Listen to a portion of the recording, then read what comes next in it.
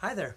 My name is Kyle Jetzel, and I want to welcome you to the three secrets to lowering stress as you raise your kids on the autism spectrum. And this is without spending all your time and more than all your money. I want to welcome you, and I want to start by doing this. First of all, I want you to know if you're still struggling a little bit with too much stress in your home, I want you to know it's not your fault. There's a lot of information out there, there's a lot of misinformation out there. There's a lot of people trying to push you in different directions, and a lot of that stuff just hasn't worked for a lot of us. And so, if you still find yourself having too much stress and really wanting to lower it, you're in the right place, and it's not your fault. The second thing I want to cover is you can do this. You just need the right training from the right people. You can lower stress in your home.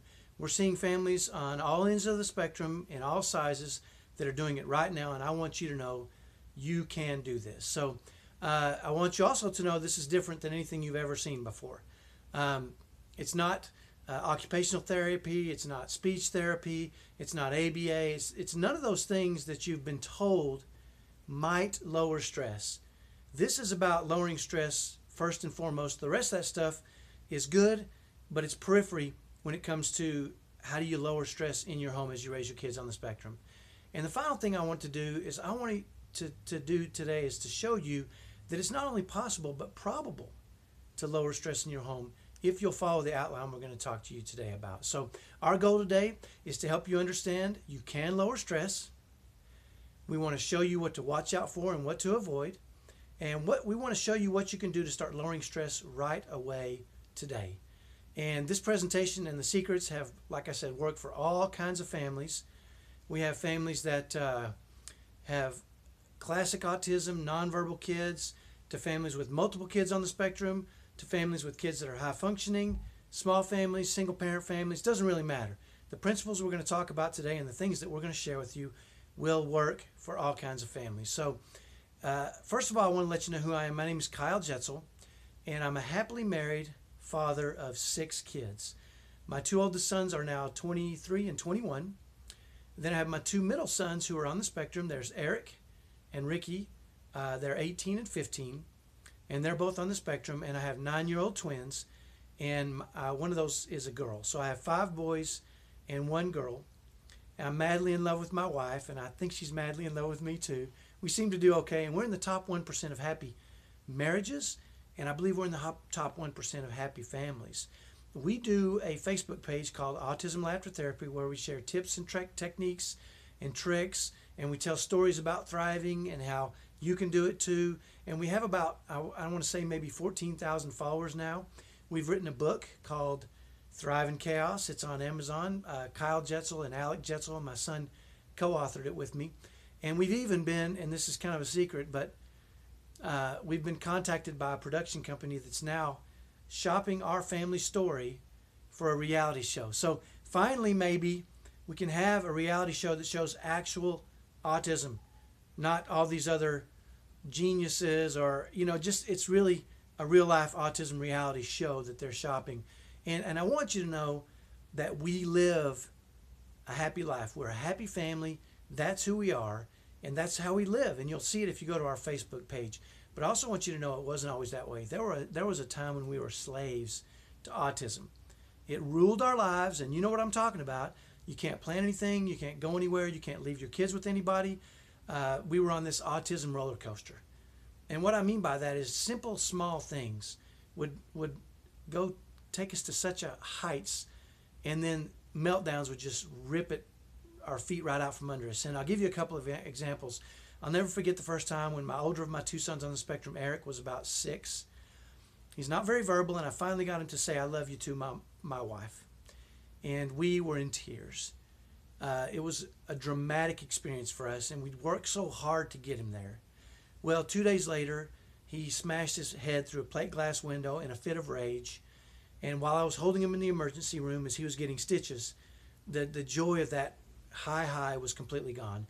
Or the time when we finally got him potty trained when he was 9 years old. And this was a life-changing experience for us because we had a 9-year-old in diapers, a 6-year-old, and newborn twins in diapers. And less than a week later, he made a violent run at my wife and I. And that event of potty training was gone. And so, now don't get me wrong. We weren't being passive either. We were doing all the things that they had told us to do. We were going to therapies and counseling and specialists, but it wasn't solving our issue. And our issue was that there was so much stress and so much tension in our home. I mean, we were walking around on eggshells, scared to death of the next meltdown. I mean, if our sons would say something cross to him, we'd get on to him because we didn't want them to tip him. We didn't want to tip him. The therapies and all the training and counseling wasn't really solving our issue. We started to ask ourselves, what are we doing wrong here? We're doing everything they've asked us to. And that probably sounds familiar to you if you're in the same situation. You're still experiencing a lot of stress, even though you're spending gobs and gobs of money doing everything the experts are telling you to do. And we started to ask ourselves, is this our new life? I mean, because this new life, it kind of sucked. There wasn't a lot of happiness in our home. There wasn't a lot of joy. There wasn't a lot of laughter and kindness. It was stress. It was combat type stress. And we felt like we had no control of anything. We were losing friends. We had lost some family because we couldn't do and be with those people we loved. And then one morning, I'll never forget it, we had a tipping point and the crap really hit the fan. My son didn't sleep at night very well, but we were pretty good about managing that. But one morning he woke up at 6:30 and went into a fierce meltdown. He kicked holes in walls, he was throwing things, and we were awakened to screaming and yelling from his older brothers who disappeared and were scared because he would, anything he could find, he would pick up and throw it, or he would bite you or scratch you or pinch you really bad when he was in these modes. And it turned into a turning point in our lives. It turned out to be, a meltdown can last anywhere from 15 minutes to an hour, maybe 90 minutes. This one was 4 hours long. Every time we would get him start to come back down from his meltdown, he would ramp back up, and it was just really ripping our family apart. And once we finally got him calmed down, it caused a serious fight between my wife and I. And this fight went on for a long time, and we were hurling discouragement at each other. And we were so and I think what was happening was, you look for somebody to blame when you're in this situation. And we were kind of turning that on each other, unfairly for sure. And the fight kept going on and on and on. And finally, just to cool down, I walked outside. I was furious. I was frustrated. I was discouraged. I was all those things that you find yourself in that position of when there's no happiness in your home, when there's so much stress that outweighs everything else in your home. And I remember walking out to my car, and I was thinking, this isn't what I signed up for when I got married and had a family. It's not what I wanted. It's not what I expected. And this is over. I can't take it anymore. Now, when a woman says that, it can be venting. When a man says that, it's over. Men don't say that unless it's over. And I had my keys in my pocket, and I was going to walk over to my car and just leave and never come back because I was done. And I recalled a lesson my dad had taught me when I was about 12 years old and playing sports. It was the end of the game, and the ball was hit to me. There was 2 outs, and all I had to do was catch the ball and throw the guy out at first. I fumbled the ball and made an error, and 4 or 5 runs scored, and we lost. And after the game, I went over to my dad, and I said, you know what? I wish the ball hadn't been hit to me. And my dad said something I'll never forget. He said, you know what, Carl, that's not the way we do things as Jetzels. You don't want to pass your success or failure to somebody else in your life. You want to be the reason. You prepare yourself, and you work hard, and you want every ball hit to you at the end of the game.